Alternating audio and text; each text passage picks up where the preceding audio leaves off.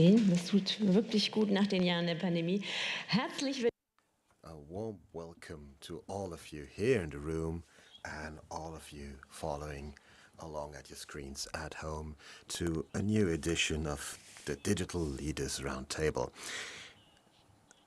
I can see that a lot of people have an interest in that topic. It's a well-chosen topic that's interesting to lots of people, and we will look into digital regions and smart regions. If you've been following this series of events, you know that we've been to space, that we've looked into satellites, into AI, and today we'll go back to the ground, to people living on Earth, because what good is digitalization if it isn't helpful to all of us, which is why we need small units, which is why we need the regions, and we are in the representation of the state of Hesse. And we will, of course, also look into what Hesse is doing, what the partner regions are doing, and we will also take a closer look at what the European Union is doing and how they support Hesse and other regions. I will pass the floor to our host, the Hessian Minister for Federal and European Affairs, Lucia Puttrich. Dear Professor Sinemus, dear Mr. Engelhardt, dear guests, is there's a street light not working? You can signal it over the app. There's a digital early warning system for all types of accidents and problems. Traffic jam? Maybe with smart traffic lights, this could be a problem of the past. These are only a few of the examples for applications that will improve the quality of life of people. This clearly shows that digitization can help each and every one of us in our daily life. And that brings us to today's topic, smart regions. It's my great pleasure to welcome you to the first Digital Leaders Roundtable of the year 2023 in our permanent representation. Today we're talking about regions that are using digital applications, which makes them smart. Smart regions are harnessing digital change for people in everyday life, which improves the quality of life and their sustainability, which gives these regions a better future. Practical implementation may seem complicated, which is why it's so important that we learn from each other, that we exchange our experiences. You don't have to reinvent the wheel every time. Looking beyond our own region, what's happening elsewhere, can be very helpful, which is why I'm so happy that our partner region, Emilia-Romagna, is also part of our panel today.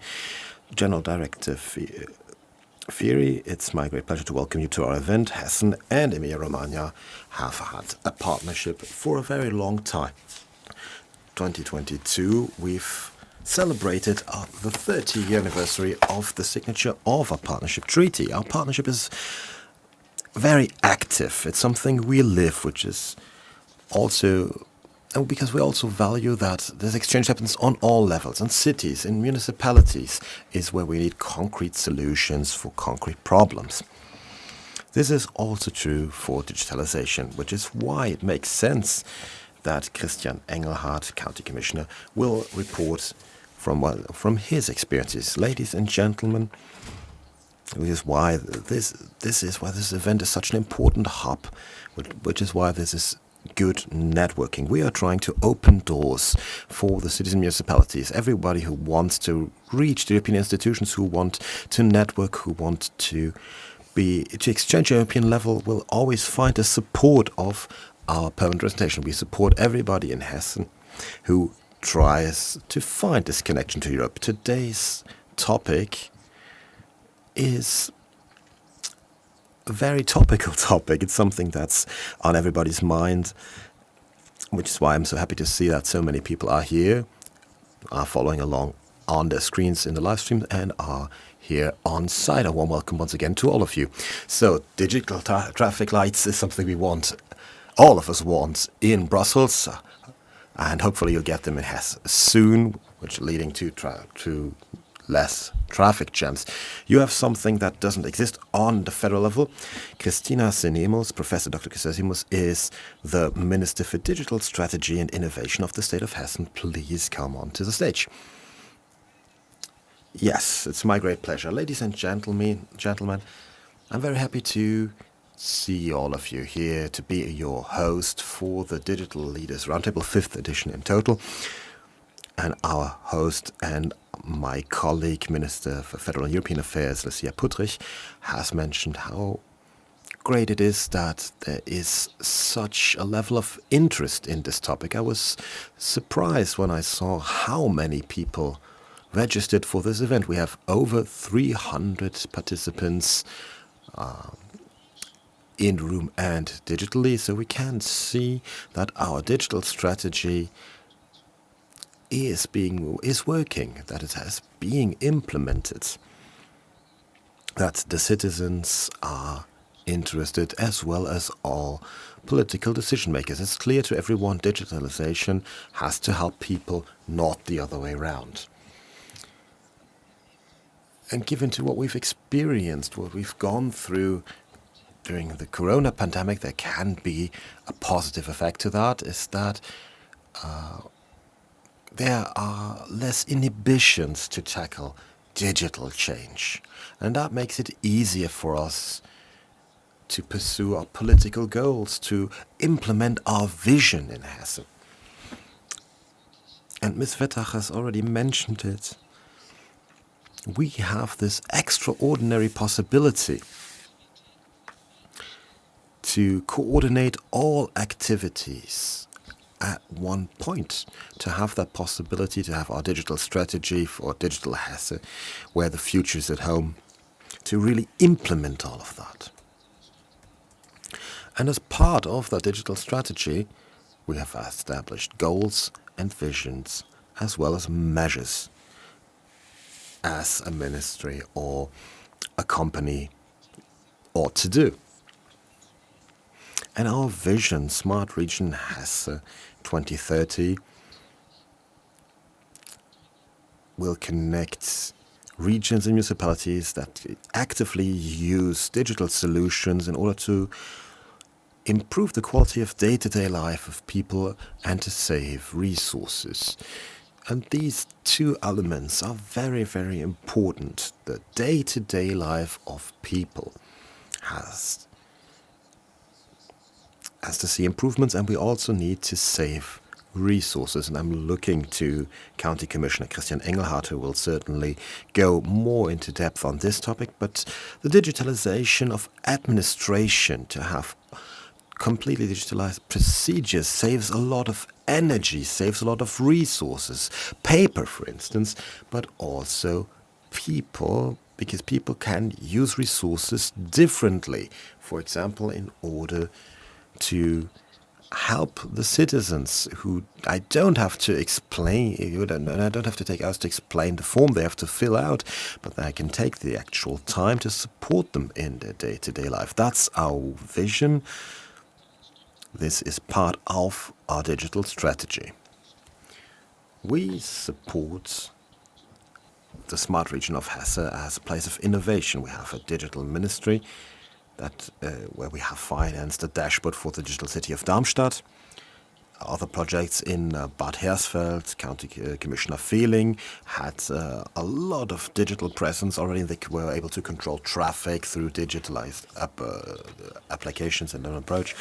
And the streetlights is also a clear sign of all of this. And in our digital city of Darmstadt, we also have a project called Smart Water, where we want to use digitization and AI to see, for example, how bacteria and viruses spread in order to be able to act preemptively in case of a pandemic. That's one of the many things we implement as part of Smart Regions, and we have a program that promotes these activities. Every year we use more than 60 million euros for these purposes, for cooperation between cities and regions and municipalities to implement digital solutions. In order for all of this to work well, we do not only have the Smart Region projects, we have a second aspect as well. And those are the projects that we fund and promote with these measures. We have 45 projects that are being promoted currently. 3 have been completed. Others are still being worked on. And there's communal energy management, sensor-based irrigation. You remember the Valley of the Aar, where there was the flooding catastrophe. We've developed a digital system to have an early warning system for these events,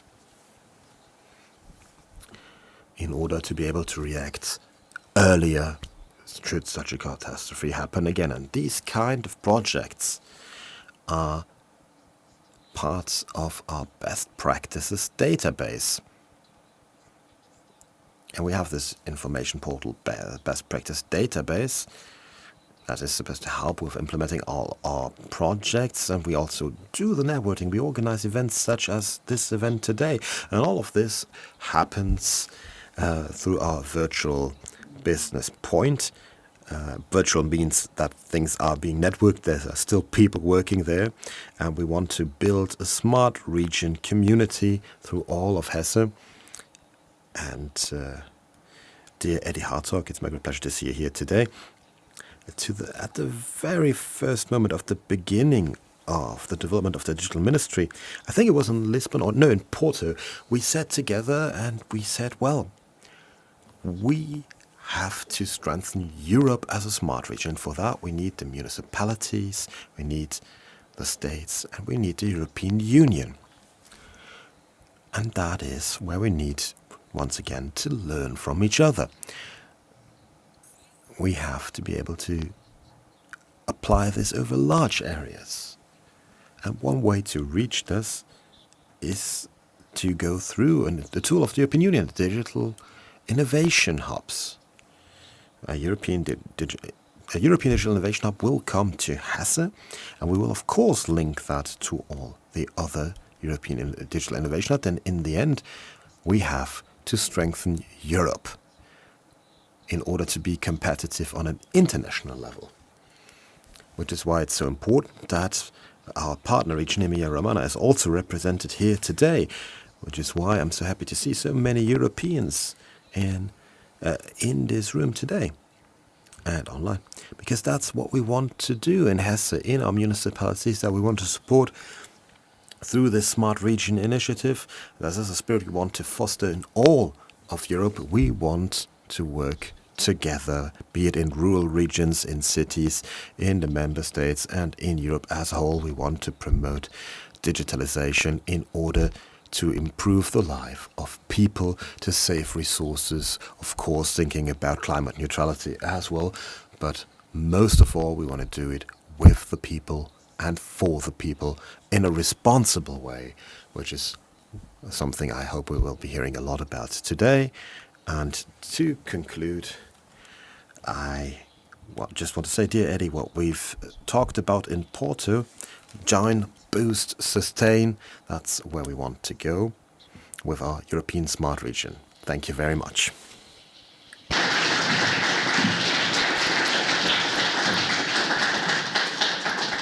Ja, herzlichen Dank. Sie haben das sehr schön beschrieben. You've described it very well. Strengthen Europe from the bottom up. It can't be top down, it has to be bottom up. And how this can be done is something I want to discuss right now. And I would like to ask my panelists onto the stage.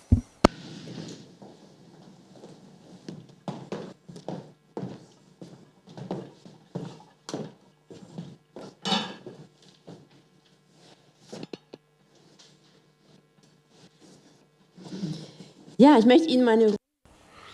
I would like to present my panelists. To my very right, Christian Engelhardt, County Commissioner Kreis Bergstraße. You're between two metropolitan regions. And we're going to go into more detail later, but I suppose some of you may know this county. And then we have, for the partner region for 30 years, Emilia-Romagna, Francesco, Raphael Frieri, Director General.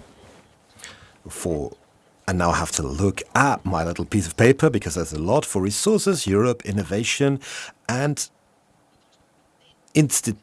I can't read my handwriting. And institutions. My apologies.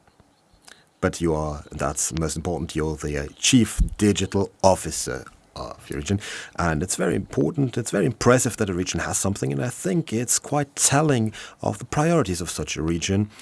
And we will certainly talk about that in more detail in a moment. Eddy Hartog, you are part of DG Connect with the European Commission, responsible for the initiative Living-in.EU, that you will certainly present in a moment as well. And Georg Houben, also from the European Commission, but from the DG Energy, where you are responsible for the Smart Cities Marketplace. And as you can see, there's still an empty chair, and that is because the German railways aren't as smart as the regions are. Mr. Bäcker is traveling here from Frankfurt and should be here in about 15 minutes. And we hope that will actually be the case. Mr. Engelhardt, how smart is your region? You don't have to do anything, it's on. Kreis Bergstraße, to present it in a single sentence, is a very beautiful county. Goethe, whom you all have heard of, when he saw this is where Germany starts to become Italy. And that's how we live there as well. It's the most beautiful county in Germany, and I don't think anyone will dare to contradict that.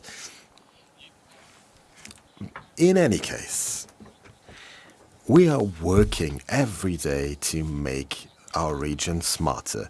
The Kreis Bergstraße county is a pioneer in many areas. We have started very early on to finance smart equipment in schools, much earlier than others. We have quickly modernized our administration, have received some awards for modern administration for a project that we've organized in our job center as well. And every day we add a little more, and the state of Hessen, of course, is helping us with that. It's great to develop a model, but politically it's always easier to justify this in front of different bodies and justify this to the citizens if we have support. If it's not only the money of the district, but if it's co-funded, for example, by the state or by the Federal Republic. And my goal is pretty much the same that the minister has mentioned. We want to make life better for our citizens. We want to be more competitive. I could go into more detail, but I assume there will be questions later anyway. And we want to have a modern administration with a high degree of automation in order to fulfill our tasks well and properly. Francesco Frieri. Chance and I was deeply impressed because I took the plane to Bologna, and then there is a smart monorail train which we never managed to build in Germany, like a Transrapid, it's called in German. There is a Transrapid that connects the airport in Bologna to the city center. But I was even more impressed. I could pay with my credit card, I could get an e-ticket, something that's not possible in Berlin even. I don't know about Frankfurt, but I just felt that your region is taking this digital business very seriously. So where are you at the moment, and what's your goal? Good morning. It's on. Don't worry. Okay, it's on. Thank you. Good morning. Thank you for this invitation. So our problem now is how to understanding how big data will be an externality, a positive externality to produce public services and also to improve private sector and mainly different industries we host in our region. You know that European Commission financed the Big Data Technopole in Bologna, and for 4 years this computer called Leonardo will be the 4th computers in terms of calculus power in the world. So now for us is how to understand how to transmit this externality to several industries, for example, agri-food, most popular in Emilia-Romagna, also automotive, but also healthcare system, totally public in Emilia-Romagna and managed by the region and government. For example, now we are experimenting some new technology, also joining, thanks for DT for regions, with the Catalonia in cancer detection, for example, but also producing public services. In our region, we bought also a little machine that cost 3 million and a half with 500 teraflop of power, entirely applied to the public sector, to the region, municipalities, and provinces, the middle level of our local authorities, to improve new project to realize smart regions, smart lands, smart municipalities. One problem we have in our region is that half of our region is made by mountain. So that means there we find a very small town, and so working and pushing inter-municipalities to join and to reach an optimal dimension to can face the digital transformation is our goal now. We invest 20 million per year to incentivize this inter-municipality. And another goal, another problem we have in this moment now is also working on persons, of people across the public administration, because change the mindset and also the macro-organizational structure and improve the skills, the digital skills, but also the collaboration, reducing hierarchy is not so easy. And so we are investing a lot in that. Thank you. Thank you. Eddy Hartog. Eddy Hartog, we could see that you have a direct contact to the minister. Could you tell us more about what the Commission is doing in order to support regions, bottom up? That, and I was so much looking forward also to being on a panel with someone from Eintracht Frankfurt. I could talk about provocative pressing and this collective thing, and you know, if you don't have the ball, you can't score a goal. And so I was looking forward to it, but maybe that will still come. But it is an important part, because for me it's about team play. I mean, I can give you a whole litany of all the stuff that we do.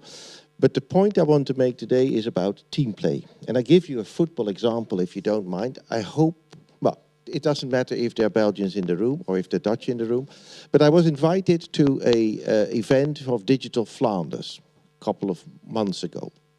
And it was on the day that the Dutch were playing Belgium here in Brussels. Yeah, and I'm a fan of the Dutch soccer team. I do apologize. Well, I actually don't apologize, but it's just the way it is.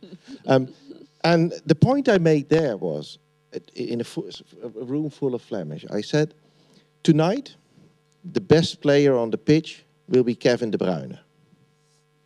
And he was. I said, but at the same time, the Dutch will win the game. And we won 4-0. I couldn't invent it that. I was lucky that it but the point was, it's no good to be the best here, and I appreciate that it's the best Kreis and the best region and the best.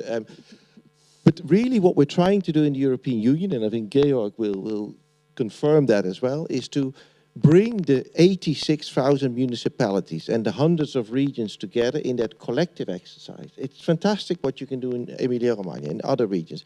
If you don't join it up, and that's why I appreciate what Kristina's been doing, what Francesco's been doing, if you don't bring this together in this ecosystem of the European Union, you will lose out, because there are bigger players, the sharks. And if you don't, as on the demand side, on the collective municipality side, work together, we won't survive. And that is really what we've tried to do. You mentioned Porto, the living-in.eu movement. And for me, it's really that enthusiasm of, you know, normally you can only field 11 players on the pitch. Yeah? We're lucky. We can field 86,000 mayors on one pitch. That's a winning team, I would say, Georg. Thank you very much. I like your reference to the weakest link, though. I think it's very important to refer to the weakest link. And I think during the pandemic, for example, I talked to a professor and he said, you know, I was lecturing online and I had students living in rural areas who couldn't, you know, they just couldn't follow me. But technically, it was just their internet was too slow, their connection was too slow. So I think the point you're making is really, really valid. Georg Houben. Was können Sie? What can you do for the regions?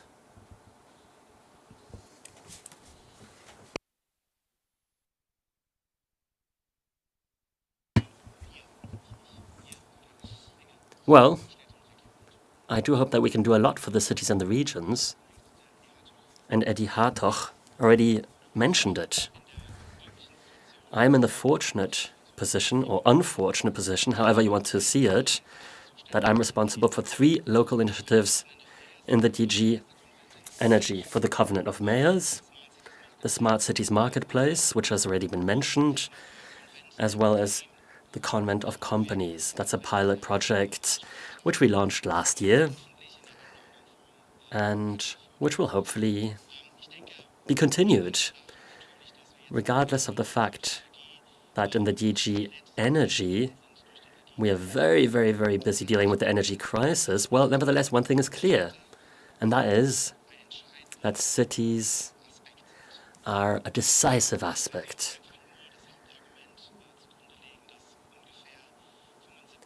"75% of European citizens live in cities, and that in itself is sufficient as an argument. And this is not only important with regards to energy policy, it's also important with regards to sustainable city policies. For this, it's important that cities are much more involved, for especially the smaller and mid-sized towns. We can see that the metropoles, the bigger, the large cities are doing a good job already in the whole of Europe, and we certainly have a few excellent examples. For example, in Amsterdam or in Germany, you will have heard of the mission for climate neutral cities, and we certainly have a few cities that are taking part in this. Luckily, we also have a few smaller and mid-sized towns that are taking part in this. And the common denominator here is that all of us together have to do more to ensure that towns and cities become an essential part of every policy. In Europe, and of course also within the individual countries. There's also this aspect of multi-level governance, which is important. And this involves having involvement and activation at different levels. On our side, and this of course isn't digital, and I do apologize for this, for us these are the national energy and climate plans, where we have Article 11, which simply stipulates that multi-level governance has to be underlined. And towns and cities really are in a pole position here. Towns and cities, perhaps to express this clearly, and this is my main cities, towns and cities have to be better involved and activated in the framework of this process. Otherwise, we are going to have a problem being successful with the EU Green Deal too. That is my deepest conviction. Thank you very much. You mentioned towns and cities. We've now heard of a number of different projects. I'd be interested in the following. Do you feel like people have to be somewhat motivated, pushed, when you implement a project or when you want to have a project implemented? Of course, you'll find someone that wants to do it, but how do you get the whole public enthused? I'd be happy to catch the ball that Eddy Hartog threw up in the air. At the end of the day, it's only going to work if we learn together and from each other. And that's also our principle. We promote and fund intermunicipal projects where, for example, 3 small towns apply and they say, we want to implement a common project. And then it already says clearly in the documents, once you've implemented this, you have to enter this into our best practices database so that other towns can copy what you have done. Smart region, smart city, And digitalization as an interface is nothing else but making experiences, disseminating these experiences. And this could relate to energy efficiency, to sustainability, to resources usage. But of course, it also relates to future-proof aspects. It's about innovating and developing new things. And that's a basic approach in our funding and promotion. It's not about having individual projects and asking who wants money for this project. No, on the contrary, it's all about saying, we have an amount, in this case, 16 million per year. We are offering this, do apply. But firstly, it has to be an intermunicipal project. Secondly, it must be a project that can also be offered to others as a best practice example. And thirdly, the target group has to be the citizens and the improvement of their lives. You were nodding. Learning from each other is certainly something you're experiencing in your district too. Of course, the counties and districts are developing innovations and learning from each other. In order to stay with the football example, a team is probably only really, really good if there's one especially good player that others can orientate themselves with. And within the municipalities, we also have competition, and there are topics that are especially important to individuals or their employees that are particularly interested in specific topics.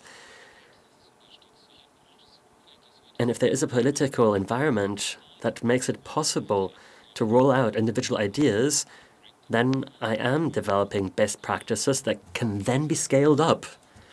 So especially when it comes to the topic of digitalization, we need subsidiarity. We need to start making things possible at the bottom on the one hand, but then on the other hand, we need a good framework that allows for the scaling up to ensure that ideas can be transferred to others at a larger scale. This togetherness of subsidiarity and having a good framework is particularly important for digitalization. Very much agreed to what has been said. How important are towns and cities in your strategy, and how much do they learn from each other? Is there a process that's organized? Is there a best practice, an exchange of best practices? Yeah, thank you. Now we are, for example, we invented with Eddy Hartog and other commissioner manager a few years ago a project called DT for Regions. Now, you know, DT for Regions is a project composed by 14 partners, of which 9 regions. There are also 2 German agencies, I think. Now we are exchanging and practices, and also in some cases data sets, juridical solution to free these data sets, because this is another problem. But for example, we are inventing now also some architecture, for example, convolutional learning, to make something we are facing before by human. This is important because the questions are not the money. Because if we have an idea, we can share idea. For example, smart building, it's another field where we are applying now. We can exchange this idea. We can also realize community of practice across also bureaucrats. For example, I have a colleague who is responsible for ERDF. And it's normal for us now, exchanges tenders and practices between several managing authority or ERDF inside the T4 regions for asking, for example, hints about how to compose these tenders and find an answer by firms. This is important for us. And another thing I hope will be soon available for us is to strengthen this ability to improve small town. This is intermunicipality and improve the public administration in terms mainly of sustainability, because the OP2 of our plan 21-27 is the sustainability, the green transition, the carbon neutrality. So how we can imagine that a huge part of our regions could be protagonists of this transition without skills, without competencies, without infrastructure, without any awareness about which is, for example, a cloud architecture to gather data about consumption, energy consumptions across homes, houses, schools, and so on. This is the challenge, we think, because, as you said, Madam, in Bologna is easy. Okay. In Bologna is easy because Bologna is a great municipality, a middle municipality in Italy, and is tied with many other municipalities in the world. So, but the problem is the rest of the small town. And in Italy, there are one half of the territory made by mountain. Thank you. But what do we have to do about this, the small towns? I think you really hit a nerve. I mean, I can tell from your body language that there is something there that needs to be discussed. I think a key word probably for this conversation, because we all agree and it's all positive and we're doing well and we do exchange of experience. That's good. That's the good bit.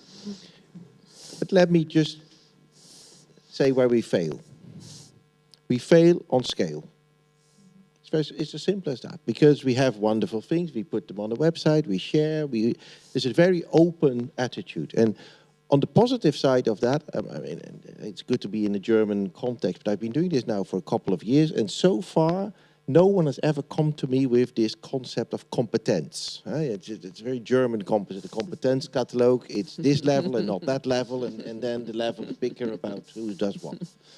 And the good thing about this digital transformation, but you presented the strategy, I haven't heard that word. Maybe I'm not enough in Germany, I don't know. But and what I find is that there is a collective wish from the various levels. We find the regions here, the cities, to do that together. And what we're trying to find, and that is a search, we have failed so far because we're not doing that yet, is to find the optimum scale of the investment. One is to say, oh, I have a wonderful city, and then we export it. Maybe we need to introduce the idea of co-creation much stronger from the beginning in order to get to the scale. Wouldn't it be wonderful if instead of, say, we have one municipality that has done something and is now going to share, we have a number of municipalities, you mentioned it, 3, 4 together that do that, and not necessarily the big leading the small, maybe sometimes, let's say, the creative leading the non-creative, and that has nothing to do with size.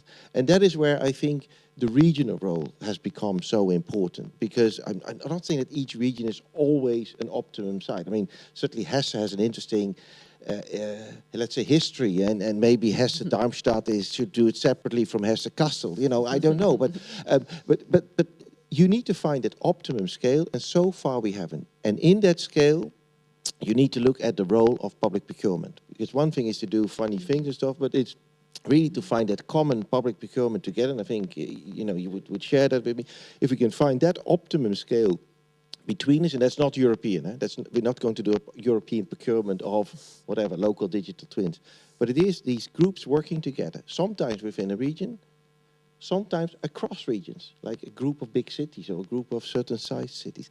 And that is really what we're trying to look for, I think, Georg as well, also in the marketplaces. How can we find that optimum set of actors that can actually bring us forward in that digital transformation? I think that's not easy, because the co-creating and the co-working, at the end of the day, it's all about people. So we try in getting our funding a bit between, you get the money, but we want that you really co-work together. And in giving money only for inter-community working, this is a way in scaling it up. That's not the only one. And therefore, I think at the end of the day, it's how you set up the funding, how you motivate the people, and how we can bring together all these experiences, because then you have another level of co-working. Wollten Sie auch noch zu dem Thema Größe? Did you also want to say something about the topic of scale?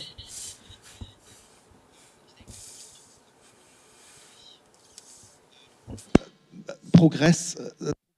In order to really be progressive, the people need to be interested. And this has already been mentioned. In order to bring about change, it doesn't suffice to have the classic top-down approach. Instead, people need to be interested and enthused. Speaking about small or medium-sized towns, we heard it already. There is already a certain level of thinking of competition, and that's totally okay. I come from the beautiful region of Kaiserstadt Aachen, by the way, as a side note. But no, competition is good, but only if you take it as a factor that motivates. It's also important to learn from each other. And not only, and Eddy said this already, not only with regards to what is working well, also with regards to what is not working well. So we need to start this dialogue so that towns and cities feel motivated and able to take part in such discussions. And this also includes the citizens. We've heard a number of examples. Eddy also spoke about best practices. So we have examples, and we need to ensure that these are made available to everyone. And this also includes speaking the language such that citizens understand what the town hall is deciding and proposing, so that we get to a narrative that's simple to comprehend, such that everyone feels like she or he has a calling to partake. And that's why I was nodding so much, because all of this is important. Mobility, by the way, is also a topic that is extremely important. And that is, for me, it involves everything when it comes to sustainability. And I agree with the colleagues of DG Connect when it comes to digital twins, for example. That too is an important topic. Just like there's a lot of important topics in energy policy. So once again, I can only support what has been said thus far. Take everyone on board, have a bottom-up approach. The services we have at a European level should be made available to everyone. We're working on this at the moment. Eddy mentioned it hitherto. We're really trying to set up a more coherent picture at a European level so that towns and cities can immediately find out what is available, so that we really have a good catalogue of possibilities that is offered in a transparent way. Now, we've spoken a lot about databases of best practices, but we should also talk about what's not working. Is there also a system for that, where everything that's not working is not systematically being registered? But it would be a good thing to exchange that, to not only have do's, but also have don'ts. Well, we always try to have that in our communities, in living-in.eu, in DG Connect. We have the Covenant of Mayors, where there is exchange happening about all of this as well, very openly, very freely. And we can see that you learn more and more the more you tackle things that didn't work as well. For cities that are at the very beginning of the process to become climate neutral, to become sustainable, that have a green plan, if you can help them get started and can tell them this is the first step, this is the second step, the third step. So to have not only a database of best practice, but also a database of best failures, because this would also help with error culture, mistake culture, including this into a European culture for the future, instead of always saying mistakes aren't allowed. I think this is a great story, this is a great start, and this is something you should also connect to funding. You only get funding if you put feedback into best practices as well as best errors, best mistakes. That would be a concrete result for discussions. Now, the German railway finally managed to get you here. Oliver Bäcker, you have We have all been patiently waiting for you because you are also helping with these digital projects. Internet of Things, 5G is all very interconnected. As Axel Hellman told me at the time, if I wanted to help with this project, I was very happy to do so. Not only because we have a great club in Frankfurt who's doing great team play to be a patron of this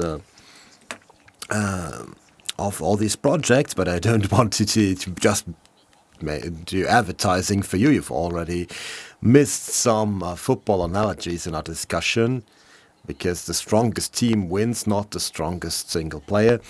But maybe you could describe what you're doing, because I assume a lot of people can't really imagine what it is. Gladly. So first of all, I apologize for the delay. I left Frankfurt very, very early, but 7 hours was still not enough to be on time. And I would like to talk about mobility, if we can fit this in. And of course, I'm also very grateful that Eintracht Frankfurt, as a professional football club, is allowed to be on stage for this discussion here as well. I would like to show what our strategy for digitalization is. How does a professional football club fit into this perspective here?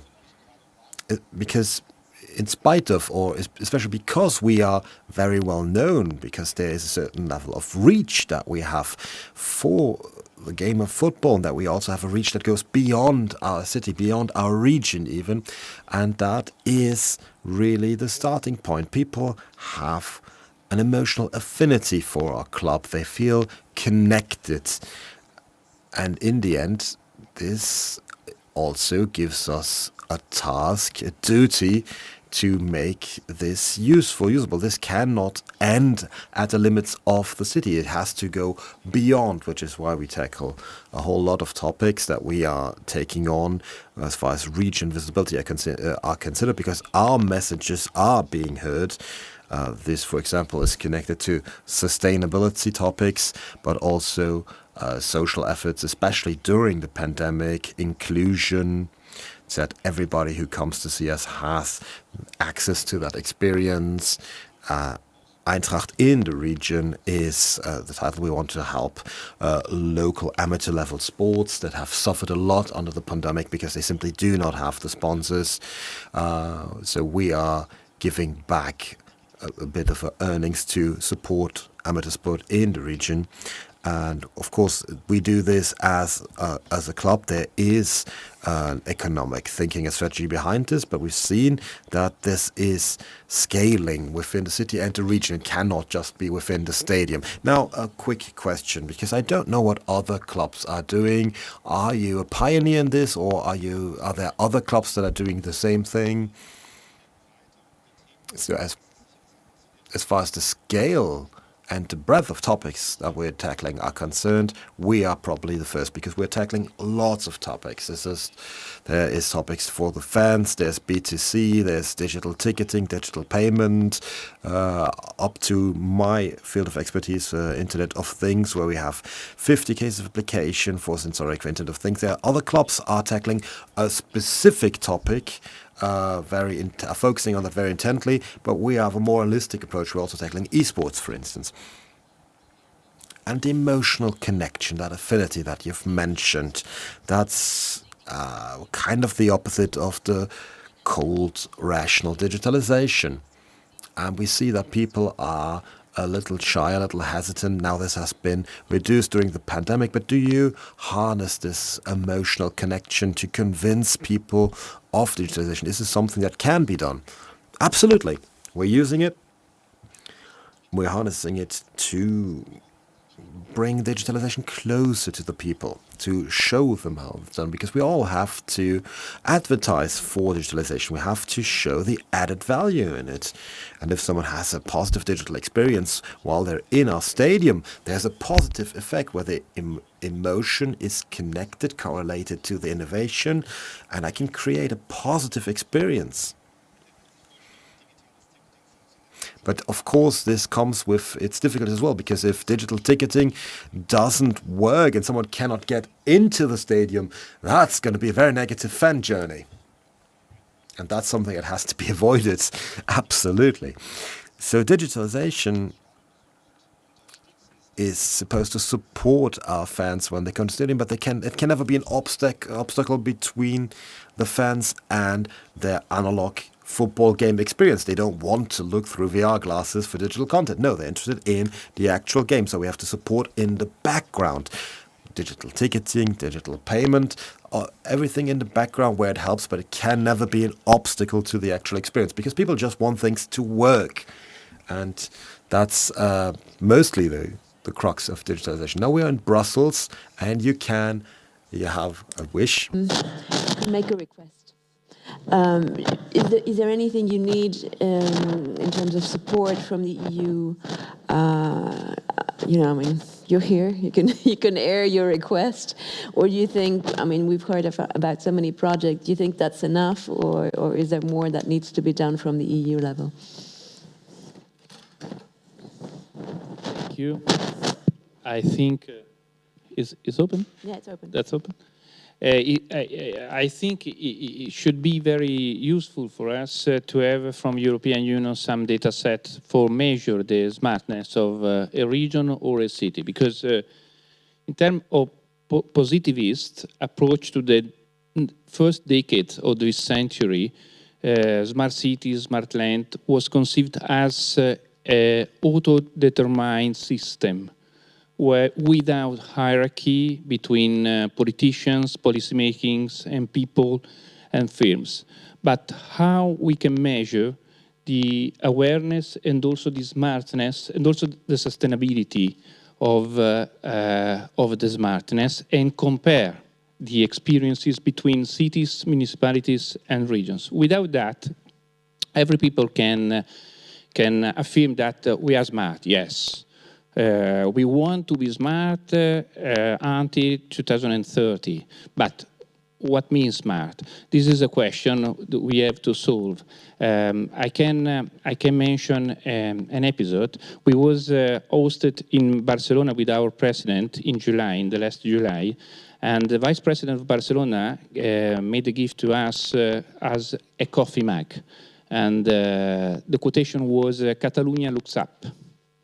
I'm not sure that all regions want to look up. The quotation is about the movie, no? Don't look up. Because are we sure that policymaking in our regions wants to say the truth about climate change, about the consequences of climate change, about sustainability? Because using data, a policymaking data-driven is condemned to say the truth to the people. Thank you. Ja, jetzt wollte ich an Sie als Landrat auch noch mal die... Now, same question to you as a county commissioner. Where do you need more support from Brussels? Is there something you would like to have from Brussels?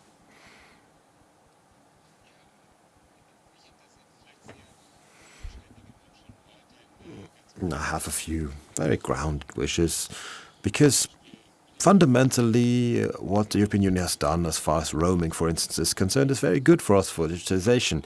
The most pressing thing would be the procedure of recognition for transatlantic data protection agreements, that this can be done quickly in order to have legal certainty for the use of applications, software applications from the US.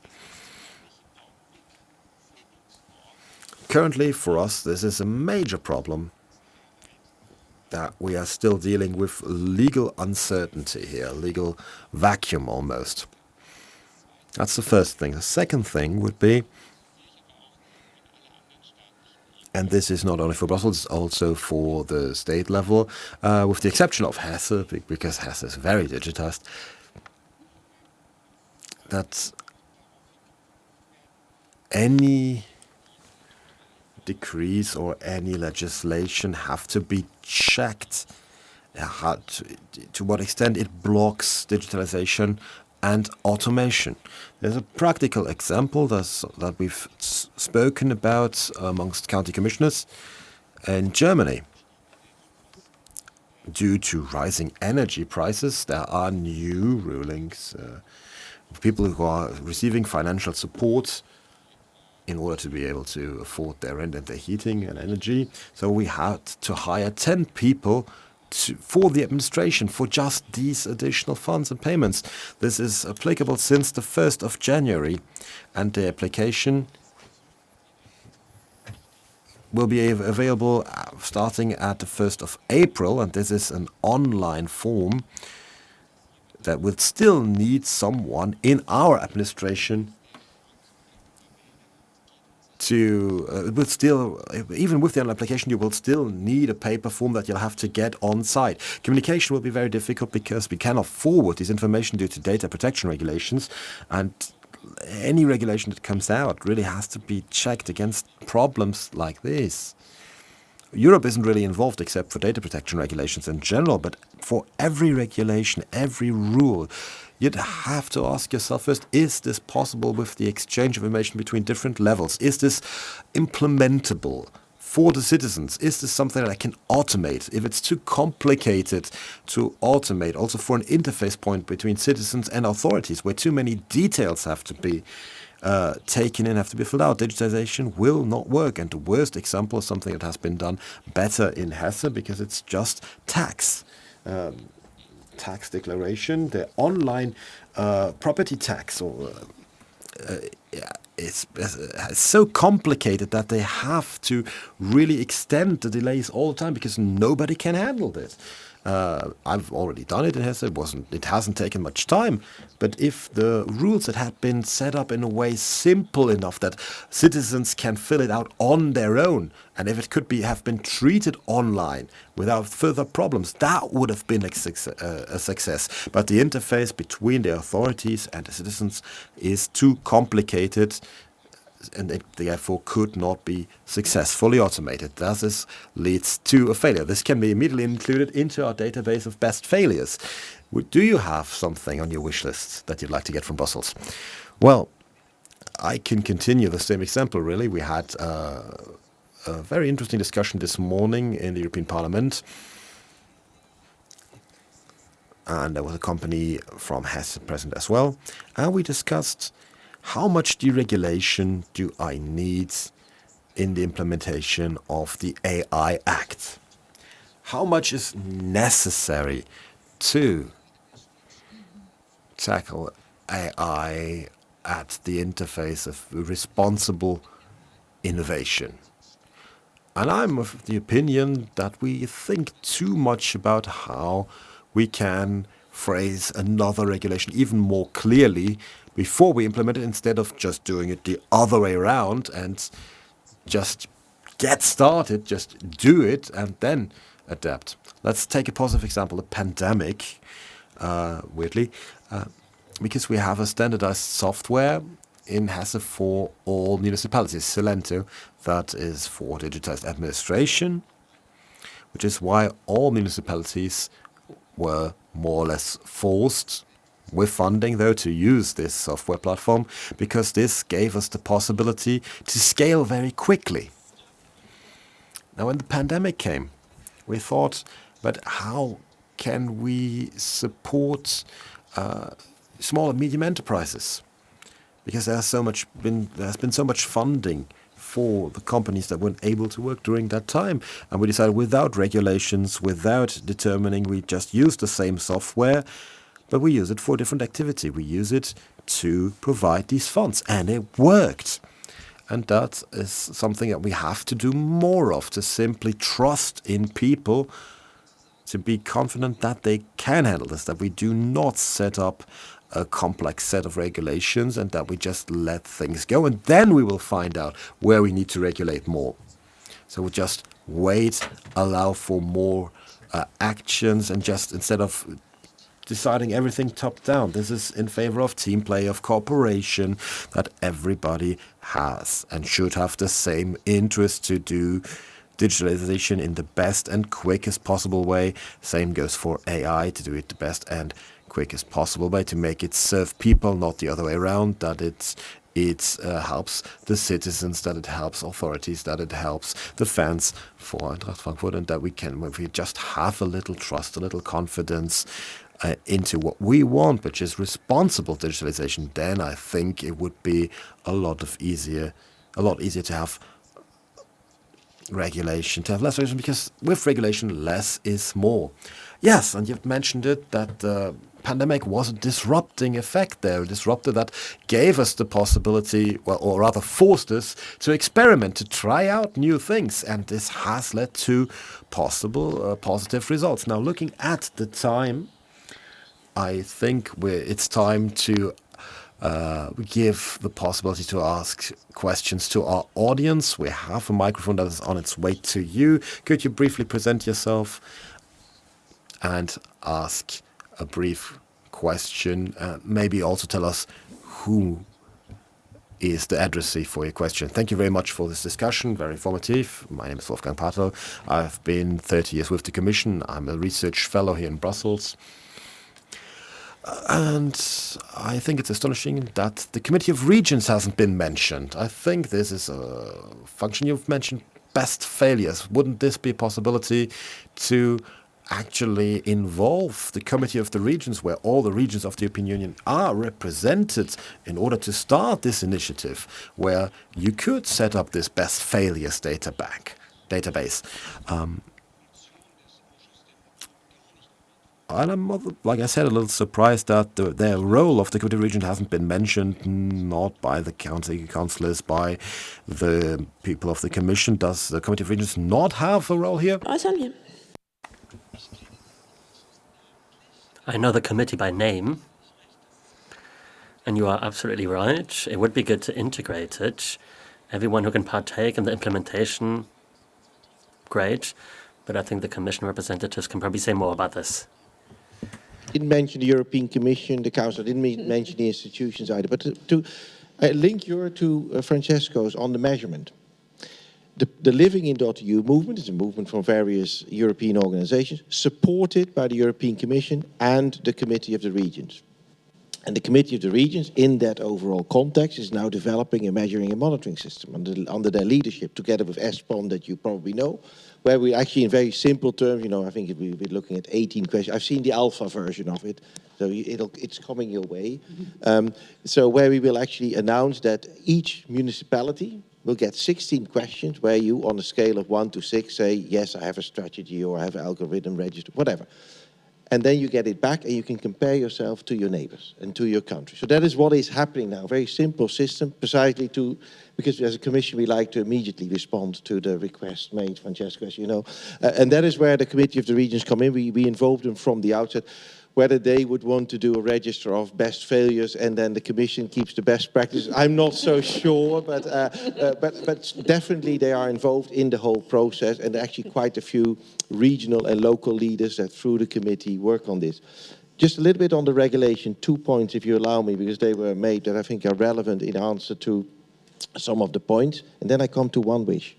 The 2 points on regulation is, yes, you are right, but most of the time the Commission has to regulate because there is inconsistent regulation throughout the European Union and a cross-border difference. It's not that we regulate because we, on a Sunday afternoon, think like, what's next to regulate? It's because we find hurdles, and particularly for cross-border between member states. I mean, not in the case of Hessen. You often find that you can do a thing in Germany and not in the Netherlands, and you wonder why. So we allow sandboxing. We have a lot of mechanisms in place to do the cross-border. Well, let's say it's not always very much supported in the council when we say, well, let's maybe make blur the borders a little bit. Not very helpful. But on the privacy part, I think it's a fair point. I think there's also, we deliver immediately, I think there's a recent agreement with the United States. It used to be called the privacy, the shield. Yeah, but it has a different name, but it has been renewed. The problem, of course, is it needs to be implemented in good faith on the other side of the pond. And if it doesn't, then we have a certain view on data protection in our country. We have to protect our citizens. We need to work on this. But there are arrangements, and not only with the United States, but across the European Union. To be honest, it's the example what did they call it again, but a regulatory lead from Brussels, where actually a lot of countries globally say that's the type of thing that we want. My last wish is really also looking at Eintracht Frankfurt, but also particularly at you. We really would like this not only to be the various government levels, but with organizations like Eintracht. They explain what they do. We bring them along. You have ideas. Join the forces.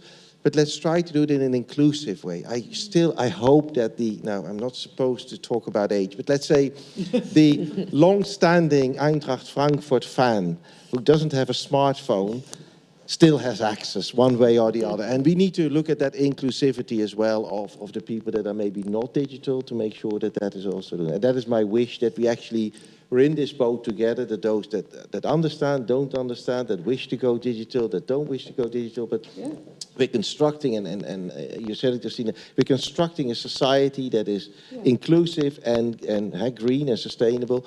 And that is really what I wish that we all in this room, whatever your remit is, private sector, public sector, that we can work on together and we can join the forces in that. Okay, thank you very much. Do we have any other questions in the room? Yes, please.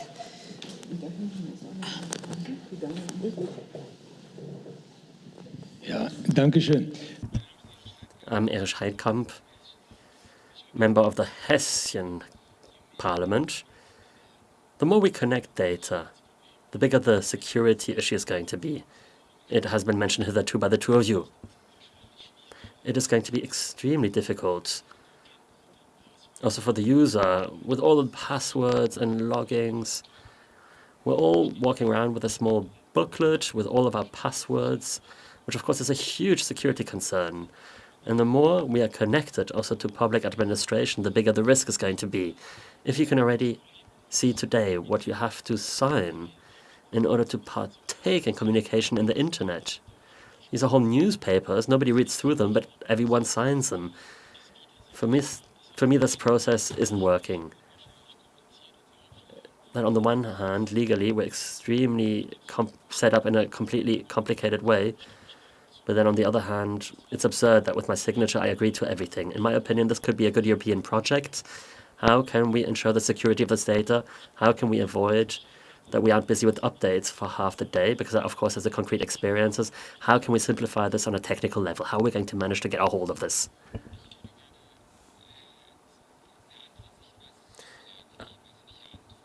I would like to provide another perspective.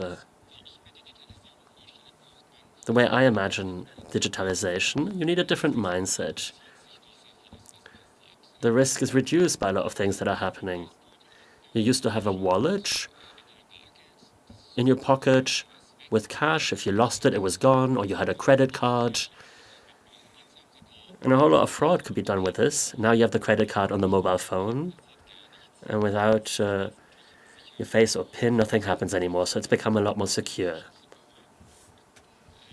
Back then, you had data protection authorities that had documents, and if the door was open, everyone could look at these documents.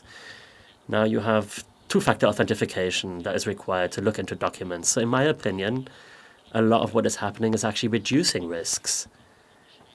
We are on the path of digitalization, and a lot of risks can technically be solved thanks to digitalization. And I am annoyed that already in schools, digitalization is mainly discussed from the viewpoint of risks. In my opinion, we should also discuss the opportunities, which are gigantic. And as the minister said, in many areas we should simply start and then see where the risks lie in order to get a hold of them. It's an important point, the trust. If we don't have the trust, the whole digitalization doesn't work. So you addressed a very important point.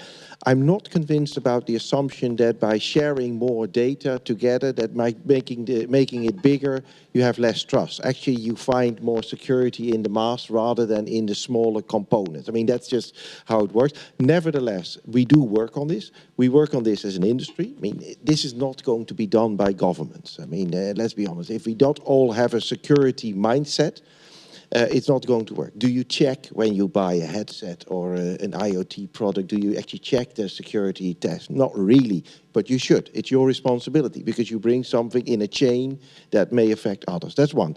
Companies have it. So we now have a lot of cybersecurity initiatives about checking the products and services and giving them a quality trust label and those sort of things. Cyber Resilience Act. So there are a lot of things happening at the government level.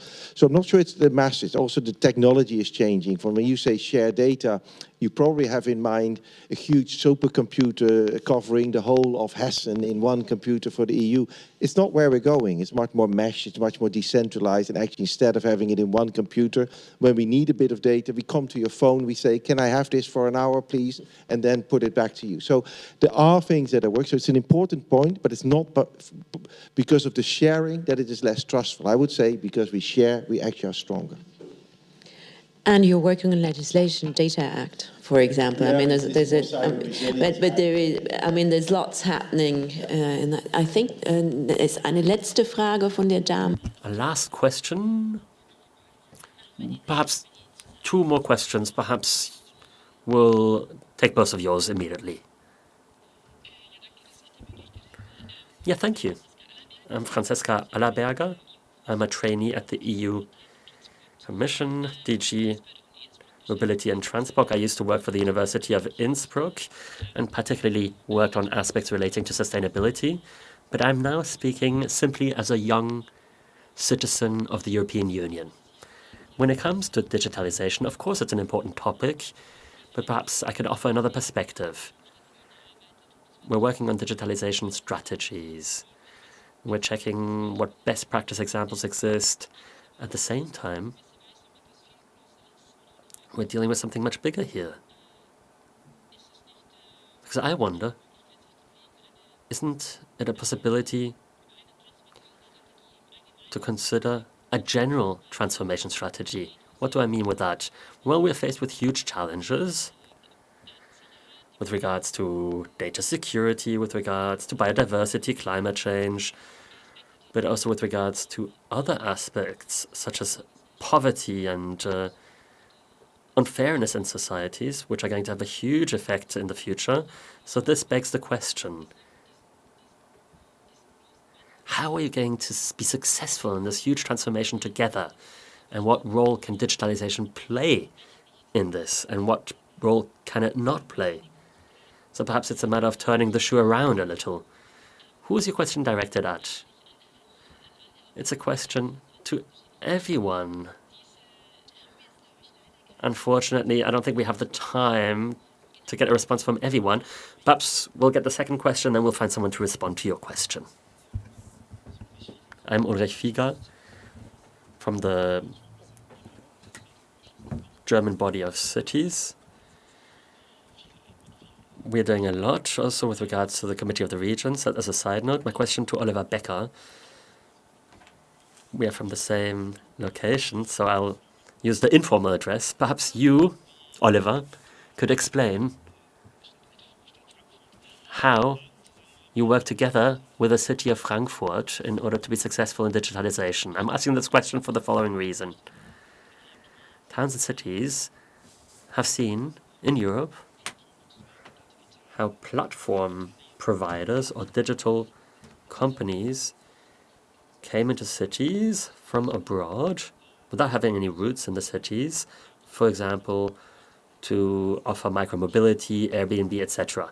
That's, of course, a risk and an opportunity, but there were also consequences for the towns and the cities. Also, when you take a look at Brussels, when you take a look at all of the scooters, you do wonder, what about the security for citizens? There were other cases when it comes to the accommodation platforms, where there was a problem with regards to flats and space. Now, Eintracht Frankfurt is working together with the city as a company with roots in the region, and more cooperation between the cities and the platform providers could have led to a lot happening in advance and could have led to an avoidance of a lot of conflicts that are now being regulated. We have the short-term rental proposal that is now being made by the Commission. So that's another point where best practice can perhaps be observed. Thank you very much for the question. Indeed, the interplay of Eintracht Frankfurt and the city is extremely essential. At the end of the day, and apologies for the sports example, at the end of the day, smart stadium, smart city, and smart region will be the winner on the field because these three topics have to be brought together. In our stadium, within the shortest amount of time, we have a lot of people that come together at one location. They all have mobility demands, communication demands, transaction demands. So solutions that work in such a microcosm, well, such solutions will also be scaled. They can be used in transport hubs, in shopping centers, in the public space. So this stadium is a lab in order to test innovations that can afterwards be scaled. We also do this in the area of autonomous driving, for example. We have an autonomous fleet in our stadium, and the aim is that in our next step, this can also be used in the town or in the cities. But to answer your question, Uli, when it comes to the ties to the cities, allow me to use another example. We have a project that is also fitting to sustainability. We're doing a project with Manova, who's also a partner of Eintracht, and it's all about watering. We're using IoT and sensors in order to measure the irrigation demand of our state. And we use the sensors on the training fields, but also in the surrounding areas. And our experts now understand when there is what irrigation demand. That allows us to save water, so we become more sustainable. We're saving oxygen sources. And this also leads to injury prevention, leads to higher training quality, but of course also has a positive effect on the image. And now the leap to city. We do this together with Manova, which come from the urban environment, and we want to scale these results back into city. And we're doing our utmost to be successful in this leap. And then there's another important player in the region. We're also working with Fraport. Fraport is going down another path. They're using satellite technology. There's a project of the European Space Authority in order to establish irrigation cards with the help of satellite images. And we want to have an exchange here of data in order to bring about improvements on both sides. And this really shows how important it is to have a network in order to scale positive examples in all areas. Madam Minister, these are great examples. And I'd like to speak about your topic of a transformation strategy, whether I call it transformation or digital strategy. At the end of the day, it's all about establishing what we want to achieve. In our digital strategy, we believe that digitalization as an interface means that digitalization will, if we implement it in a good way, also lead to a transformation. And that's exactly what we want to achieve. We want to implement the transformation of the future together in such a way that it makes daily life better for people. But at the same time, it also saves resources, but also leads to innovations of the future, which perhaps we hadn't even considered in the past.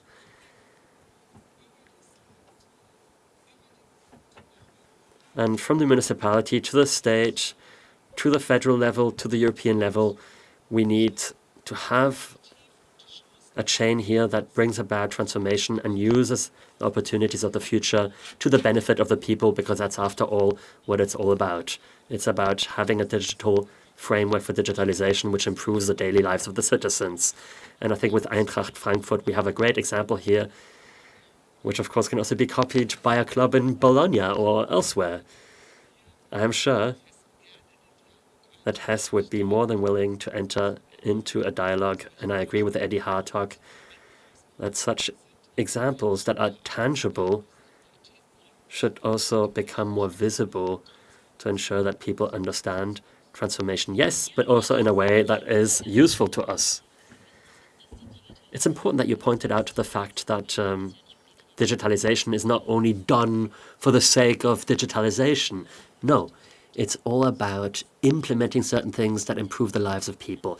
We have reached the end of our discussion. I would like to wholeheartedly thank the panelists. I'd like to thank all of you for listening, and I'd like to thank the interpreters for the translation, and I'd like to thank everyone that was watching us at home in front of their screens. I'd like to wish all of you a great day.